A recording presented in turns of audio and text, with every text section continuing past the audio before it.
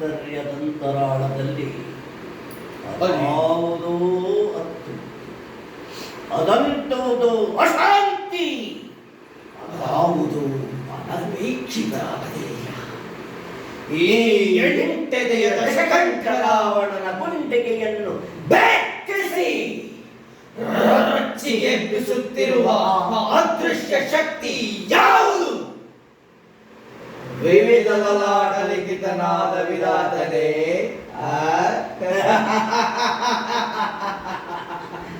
ಆ ವಿಧಾತನು ತನ್ನ ವಿಧಾತ ಪಟ್ಟವನ್ನು ಗಟ್ಟು ಕಟ್ಟಿ ನನ್ನ ಪಾದದಲ್ಲಿಟ್ಟು ಪಂಚಾಂಗದ ಪುರೋಹಿತನಾಗಿದ್ದಾರೆ ಆ ಬ್ರಹ್ಮ.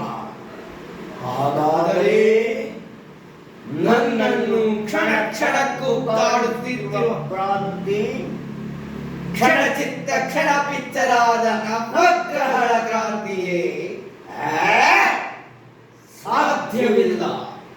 ಆ ನವಗ್ರಹಗಳೆಲ್ಲ ನನ್ನ ಸಿಂಹಾಸನದ ಹಂತ ಹಂತಗಳಾಗಿ ಹೆಗಲು ಮುರಿಸಿಕೊಳ್ಳುತ್ತಿದ್ದಾರೆ.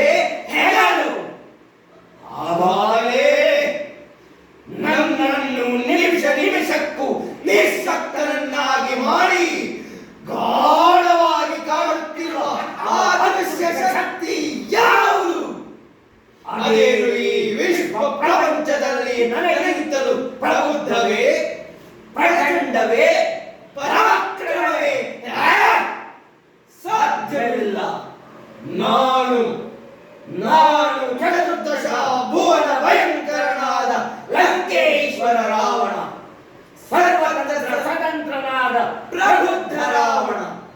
ಎಲ್ಲ ಖಂಡೋಪಖಂಡಗಳನ್ನೇ ಉದ್ದಂಡನ ಮಾಡಬಲ್ಲ ಗಂಡುಗಾಡಿಗಳ ಮಂಡಲ ನಾಯಕರಾದ ಗಂಡಲದ ಗಂಡನಾದ ಪ್ರಚಂಡ ರಾವಣ.